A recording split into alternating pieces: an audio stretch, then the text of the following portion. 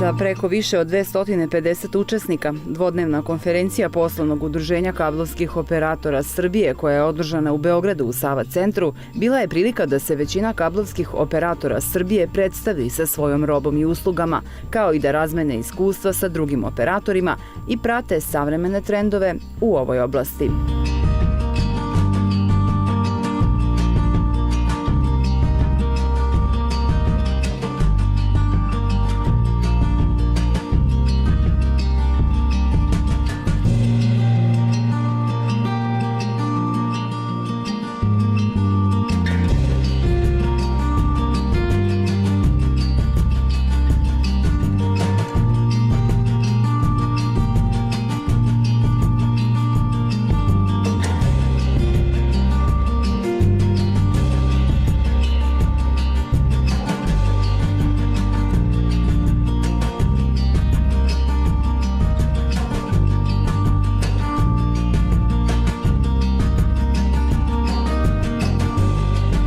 Ove godine fokus konferencije bio je usmeren na autorska i licencna prava, informacionu bezbednost, usluge i tehničko-organizaciona rešenja distributivnih mreža, zatim na regulatore tržišta i poslovni ambijent u Srbiji.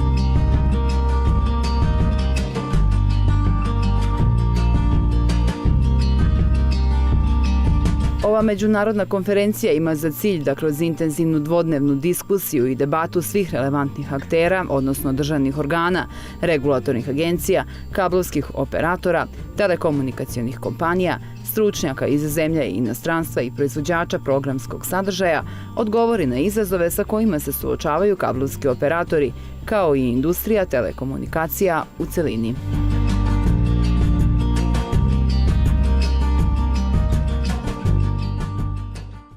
Pa ovo je očigledno konferencija naših kablovskih operatora, u stvari našeg najvećeg udruženja kablovskih operatora koji su nama u državi veoma značajni za razvoj buduće mreže u Republici Srbiji. Kažite nam zašto je značajno da se svi nađu i koliko imamo danas kablovskih operatera i kakva je to konkurencija? Ja mislim da njih ima više od 50-ak. Postoje dva udruženja kablovskih operatora, jedno je PUKOS, drugo je UKOŠ. Oba okupljaju izvestan broj, da kažemo, kablovskih operatora i naravno imamo još jednog kablovskog operatora koji nije član jednog udruženja. Za nas je veoma važno ovo, jer vi znate da danas kablovski operatori mogu da nude razne usluge. To su, znači, ne više samo distribuciju medijskih sadržaja, već nude usluge interneta, nude usluge govorne i kako tehnologije idu i odmiču sve više, tako mislim da će biti sve značajnije podrška kablovskih operatora našoj državi. Obzirom da mi radimo na strategiji, u stvari smo već pre nedelju dana usvojili strategiju razvoja novih mreža do 2023. godine, nama je najvažniji zadatak bio približavanje digitalnom jedinstvenom tržištu koje opet za sebe vuče neke tehnologije, a na kraju kada sve to razmotrite ispostavlja se da je najvažniji naš zadatak u ovom trenutku da razvijemo širokopojasnu mrežu koju upravo kablovski operatori razvijaju, tako da samim tim imamo veliki značaj baš u ovom području. Dobro, znači primarno je bilo kada ste počinjali razvoj televizije i TV kanala, danas je internet. Danas je jedno i drugo. Jedno i drugo zato što ipak najveći deo sadržaja medijskih ide preko kablovskih operatora i ja moram da kažem da su oni sve bolji. Verovatno ste i sami svedoci da imate vrlo dobre programe kod svojih kuća. Znači, kvalitet je digitalni, već nudi se digitalni, tako da je to zaista veoma važno. S druge strane, internet je veoma važan i ono što mi sada planiramo, to je da do 2020. godine, odnosno od 2020. pa nadalje, već pružimo internet velikih brzina, računamo preko 100 megabita. Ispostavilo se da naši kablovski operatori imaju te mogućnosti, što je veoma dobro u ovom trenutku. Znači, oni će imati pre svega i lep kolač kada se govori o zaradi, a s druge strane mi ćemo biti zadovoljni jer će stanovništvo imati mogućnost da usvoji sve nove servise koje mogu sa ovakvim velikim brzinama da se ostvare. Dobro, znači prvo je bila, da kažemo, stelinska televizija, a stelinsku televiziju, da kažemo, nasledila kablovska televizija. Šta je sledeća stepenica? U televiziji? Pa mi imamo i terestrijalnu televiziju. Vi znate da je naše ministarstvo već završilo digitalizaciju 2015. godine i da smo to ipak uradili kao najuspešniji, ja bih rekla čak i u Evropi, da smo tada usvajanjem novih i vrlo efikasnih standarda oslobodili veliki deo spektra i time dali velike pogodnosti za razvoj novih tehnologija. Prvo 4G, sad već mi planiramo uveliko uvođenje 5G i imat ćemo sledeće godine aukciju spektra za 5G. Zatim imate internet stvari kao vrlo važan podatak i ono što je veoma bitno to je imate cloud computing koji se i ranije razvijao, a sada dobije još više na značaju zato što je za razvoj 5G sistema neophodno da imate kapilarne optičke mreže. Ako imate kapilarne optičke mreže, stalno će se negde preračunavati servisi, preračunavati neka vremena i potrebno je da bude mreža, optička mreža veoma razvijena. Znači, za sam razvoj i egzistenciju 5G servisa neophodno je da imate optičke mreže, tako da, eto, to je još jedna važnost kablovskih operatora.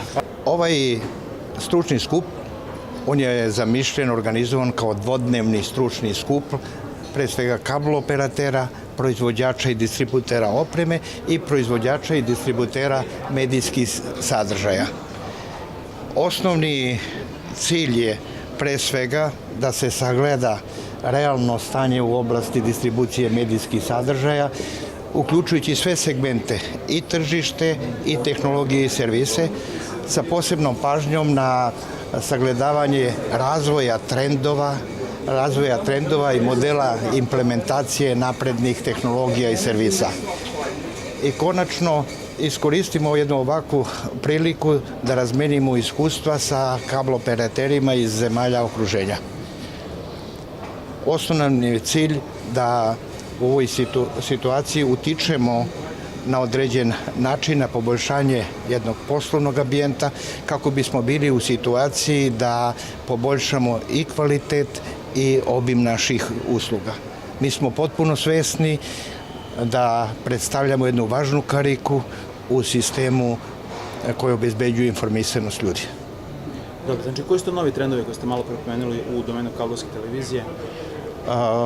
U svakom slučaju sada preovladaju pre svega trendovi kad je u pitanju tehnologije, ono što omogućava, da kažem, širokopojasni internet, da kažem, visok kvalitet prenosa medijskog sadržaja i kao što vidite, a bit će to jedan poseban panel gde će se razgovarati i o daljem razvoju distributivne mreže, a pre svega o perspektivama, implementaciji, rekao bih, optike do svakog korisnika. Kad to uradimo, onda smo sa naše strane uradili mnogo za jedan duži vremenski period. Izuzetno sam sretan što je ova konferencija svih ovih godina sve veća i veća. Sve više i više ljudi dolazi na ovaj skup. Dolaze, trenutno imamo goste iz Engleske, Danske, Slovačke, Mađarske, Bugarske, Rumunije, Bosne, Slovenije.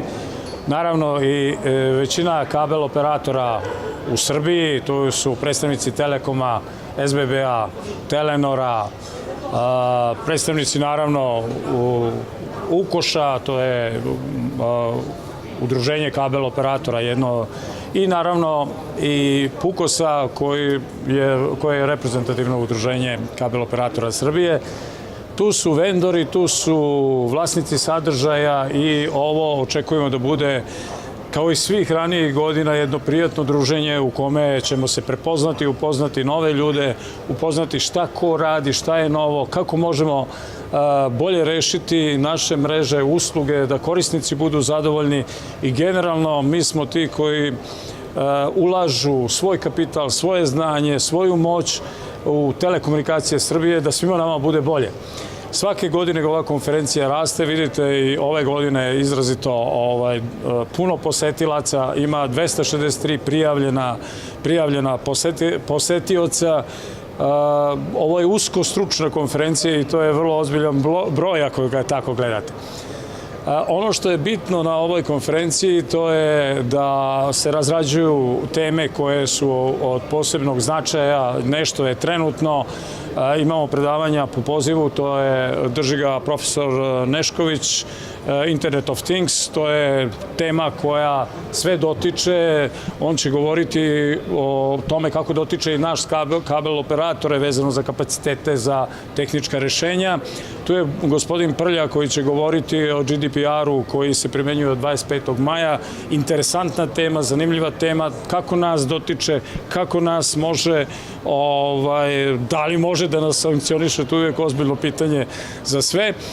I u svakom slučaju odavde ljudi kad odu treba da ponesu puno prijatnih utisaka, da su se dobro družili, da su saznali nešto, konačno neki ljudi su isklopili neki posao i to je ono što je suština ovakvog skupa. Naravno mi očekujemo da ovaj skup bude skup kabel operatora jugoistočne Evrope, čak i zvaničan, da se tako vodi, jer konačno svake godine smo sve veći i veći i ova konferencija definitivno ima svoj poseban značaj. Pa da, koliki je tržišni udeo kada su kablovski operatori u pitanju? Znači, ko drži najveća tržišta i ko su, da kažemo, glavni tu igrači na tom tržištu? Pitanje je vrlo zanimljivo, ali sa stanovišta toga šta se želi dobiti kao informacija. Ako pogledate na ovoj konferenciji prijavljene firme, ovde je 90% tržišta Srbije. Tako da ne možete na neki način nekog posebno izdvojiti. Tu je i SBB, tu je i Telekom, tu smo i mi svi ostali, naravno SBB i Telekom su najveći, tu ništa nije oko toga sporno. Možda čak i tim redom, ali suština stvari je u tome da se ne prepoznajemo kao veliki i mali, nego se prepoznajemo kao poslovni partneri koji mogu da sarađuju, koji mogu zajednički da reše probleme koje imaju, a to su tržišni uslovi, funkcionisanje na tržištu, način kupovine sadržaja, način izgradnje mreže koja će taj sadržaj dopremiti do korisnika i naravno interaktivno omogućiti komunikaciju korisniku vezano za internet, vezano za sve one usluge koje internet daje, razumete? Tako da ja sam sretan zbog toga što vidim da su svi ljudi ovde dobre volje i hoće da sarađuju na toj osnovi. Tu su naravno i autorska prava koja nas tište, tu su cene sadržaja koja nas tište. Jedno pitanje, baš apropo cena sadržaja, znači privatizacija, odnosno promena vlasništva Telenora je gotovo izvesna od septembra. Telekom dugo se već godinama govori o privatizaciji. Da li se očekuje neka kolebanja što se tiče cene za krajnje korisnike? Pitanje je zanimljivo ponovo iz vrlo prostog razloga što nema kolebanja. Ne možete napraviti kolebanje kada kabel operatorima, odnosno distributerima sadržaja se uopšte ne isplati da distribuiraju sadržaj. Troškovi distribucije sadržaja su toliki da je to neisplativo za korisnika, za kabel operatora. Ulazni troškovi su to, vezano za autorska prava i licencna prava, odnosno prava distribucije sadržaja. Mi smo imali jednu konferenciju u oktobru mesecu prošle godine gde smo imali razgovor sa vlasnicima sadržaja, gde smo jasno predočili u našoj ceni koja ide prema korisniku kolika je ulazna cena prema producentskim kućama. Neisplativo je. Nemate ostatak dohodka prema kome možete planirati neki razvoj ili tome slično. Tako da praktično pitanje je vrlo, iza toga se nameće zašto to radite. Moramo to da radimo zato što korisnici kupuju sadržaj, a računaju na internet, a nama je zarada na internetu. Prema tome, jednog trenutka kada korisnici dođu u tu fazu da će isključivo tražiti sadržaj putem interneta, tada ćemo mi prestati emitovati sadržaj online, nego ćemo nuditi ono praktično i samo internet uslugu. Da, pomenuli ste da ima i velikih i malih operatora, da li je tržišna utakmica pravedna? Velikih, malih, to je tako je, da. Da li je tržišna utakmica pravedna i da li su uslovi za obitavanje na tržištu podjednaki? Tržišna utakmica ne može biti pravedna, jer veliki uvek imaju više para za investicije, ali to je tržište. Onaj ko je sposoban, koji prepozna zahteve tog dela tržišta gde on plasira svoju uslugu, jer nisu svugde zahtevi identični, imate različite sredine, taj će opstati.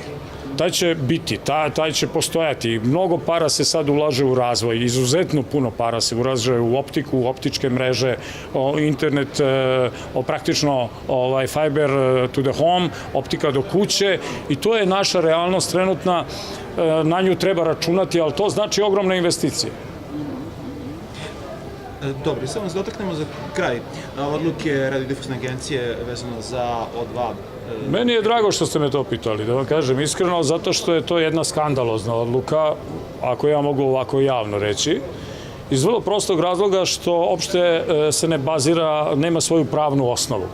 Obrazloženje odluke u kome se kaže da se donosi odluka na osnovu zakona koji će se možda doneti, koji su u pripremi, znači možda doneti, vi imate situaciju da u tom slučaju neko prejudicira šta će parlament odlučiti. To je skandalozno, to je nedopustivo.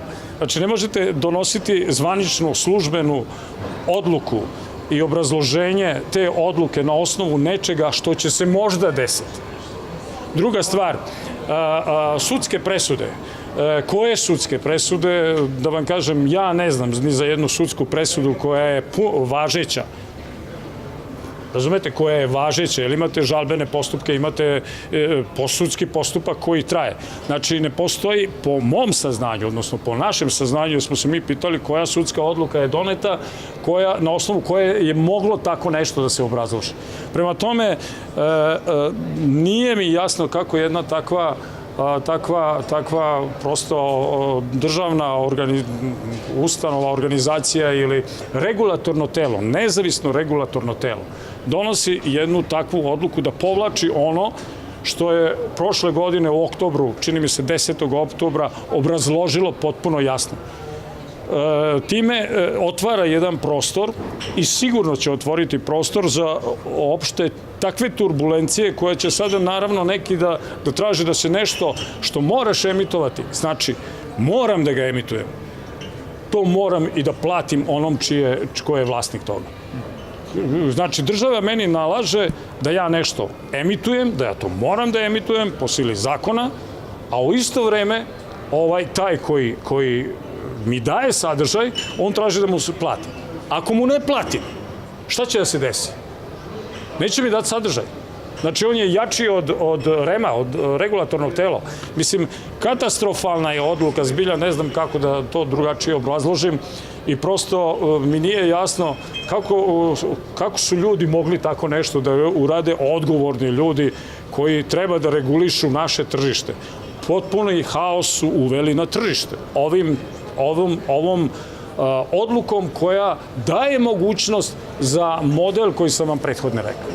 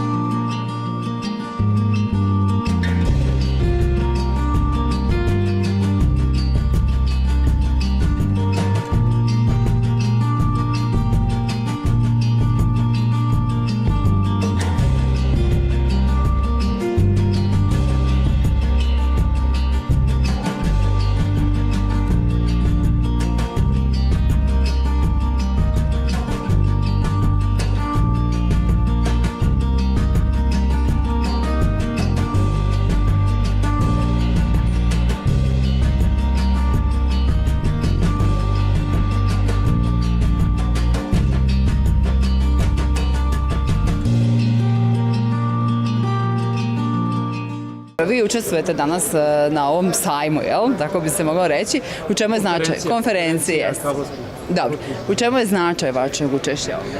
Znači, Satrakt ima dvojaku funkciju, on je ujedno i kablovski operater, znači učestvujemo u konferenciji kao, inače smo i član upravnog odbora kablovskog udruženja PUKOS, a ovdje iza nas se nalazi štand Satrakta, jer ujedno Satrakt je i distributer opreme za kablovske operatere. Videli ste vjerojatno što imaju i drugi, kako vi ocenjujete vašu poziciju na tržištu? Satrakt na ovom tržištu postoji već 25 godina, zapravo ove godine slavimo 25 godina postojanja i zapravo početci Satrakta su upravo vezani za prodaju opreme za kablovske operatere. Znači, u našem proizvodnom programu može se naći kompletno sve što je potrebno za neku kablovsku mrežu, pratimo trendove i ove godine smo stavili akcenat na opremu za Fiber to the Home rešenja. Mislim, vjerovatno i vaši gledalci su imali prilike da vide reklame su kod ostalih operatera, povećavaju se brzine, menja se pristupna tehnologija. Satrakt je tu da isprati te trendove kako u svojoj mreži, tako i u prodaji svojim korisnicima. Znači, akcenat, kao što sam rekao, je stavljeno na opremu za optičke pristupne mreže, takozvani Fiber to the Home. Mi zastupamo kompanije poput kompanije Eltex, znači nudimo njihovo GPON rešenje. Imamo već veoma dobar odziv na ovom tržištu što se tiče tih proizvoda. Pored toga nudimo recimo sav potreban materijal za izgradnju tih optičkih mreža, ne samo aktivnu opremu, već tu su optički kablovi, pristupne kutije, spojeni kablići, mislim, bukvalno koji god operator se obrati Satraktu dobija kompletno rešenje od projektovanja do proizvoda za izgradnju ovoj mreži. Sad vi kao distributer koliko tržište zauzimate? Pa, to je uvek sada nezahvalno pričati o tome, ali recimo da smo veoma dobro pozicionirani na ovom tržištu. U celoj Srbiji? Satrakt, pored toga što je prisutan u Srbiji, pokriva i tržište bivših republika Jugoslavije, znači nalazimo se i u Crnoj Gori, Bosni i Hercegovini i Makedoniji. Kakav je vaš komentar na tu odluku REM-a od 19. aprila?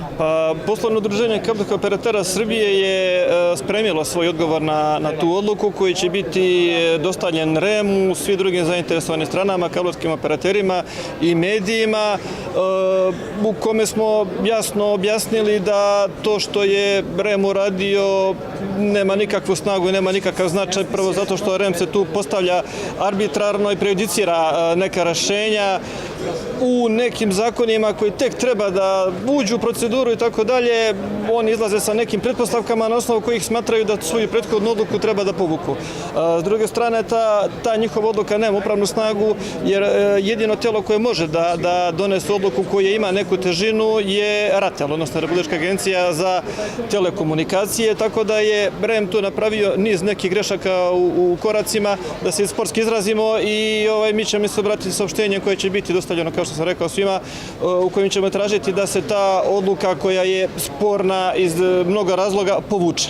A šta ta odluka znači za vas kao kablovski distributer? Pa ta odluka za nas kao kablovske distributere u ovom trenutku ne znači ništa, ali može da znači i mnogo u slučaju da se ponovo pokrenu neki procesi, neki postupci koji su se dešavali u, da kažemo, 2016. i 2017. godini. Na celu tu priču je tačka stavljena krajem oktobra prošle godine, kada je RATEL donao odluku kojem je rekao da stav koji su kablovski operateri zastupali, a koji se odnosio na to da po zakonu o elektronskim komunikacijama, o elektronskim medijima, o telekomunikacijama, o zaštiti potrošača, o javnom informisanju je nezakonito i nemoguće vršiti istovremeno distribuciju nacionalnih programa u kablovskim mrežama i plaćati nacionalnim emiterima za distribuciju njihovim programima u našim mrežama, a pritom su ti programi istovremeno u etru dostupni besplatno. Znači, ne možete jednu istu uslugu na teritoriji Republike da nekome naplaćujete, da nekome ne naplaćujete. Taj slučaj je bio i u Sloveniji. mislim 2015. ili 16. i slovenačko regulatorno telo je to vrlo jednostavno rešilo, znači oni su sve nacionalne televizije isključili iz etra. Rekli su znači ili može sve da bude besplatno za sve gledalce u Sloveniji ili ćete da naplaćujete. Oni su rekli da hoće da naplaćuju, u redu, ne možete biti u etru, isključeni su iz etra, distribuiraju se kroz kablovske mreže i to se distribuiraju u posebnim paketima kao pay kanali, znači za njih mora posebno se doplati ko hoće da ih gleda. I to je tako rešeno i mi smo isti taj stav zastupali i za tržište u Srbiji. U suštini mi smo se borili za krajnje korisnika jer bi neko povećanje cene za krajnje korisnike u Srbiji bilo negdje između 150 i 200 dinara po korisniku. Što bi bilo dosta, jel? Što bi bilo dosta u odnosu na postojeće cenu imajući platežnu moć našeg stanovništva i sve druge parametre i nerealno na kraju kraja. I kakva su vaše očekivanja, kako će se to završiti? Pa vidjet ćemo, sad je to sve ponovo se nešto dešava, mi sad pokušavamo da zaustavimo ceo taj proces na početku, zato što smatramo da će samo da potroši mnogo energije, mnogo živaca, mnogo sastanaka, a neće doneti taj efekat koji oni očekuju da im donese, zato što ponovo ulazimo u dokazivanje da li je to po ovom ili onom zakonu moguće ili nije. Eto, to. Još nešto možda sam se pitala? Što se te teme tiče, da, verujem da su moji prethodnici, predsjednik Skupštine i predsjednik Upravnog odbora već objasnili.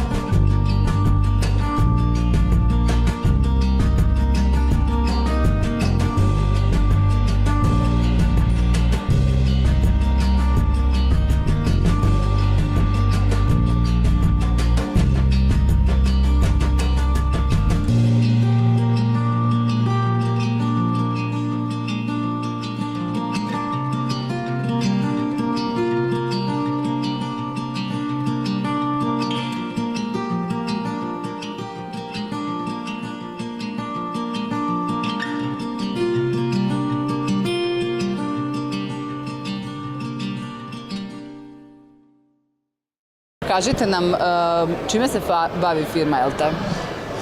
Pa u principu sa dve osnovne delatnosti. Znači, jedna je delatnost, mi smo u principu kabloperateri, pružamo uslugu distribucije medijskih sadržaja i kablovskog interneta na području opštine Novi Bečej i to već dugi niz godina. Paralelno sa tim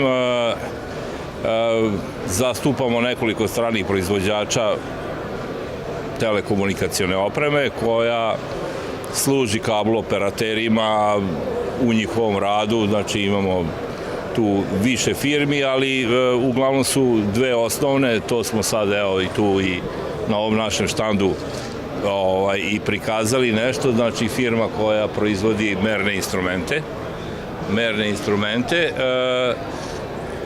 koji su, da kažem, savremeni, tu se može i videti na našem štandu, vrlo pogodni za montere i majstore na terenu jer su vrlo lagani.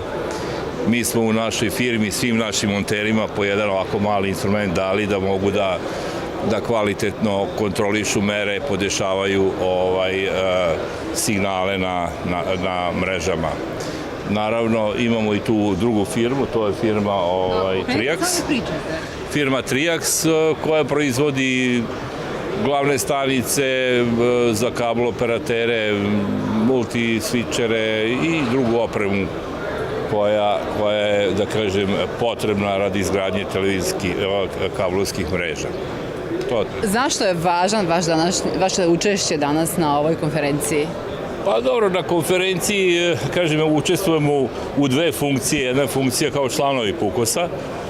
Tu smo članovi i, da kažem, pratimo šta se događa, koji su noviteti u svim oblastima vezanim za život i rad kablovskih operatera.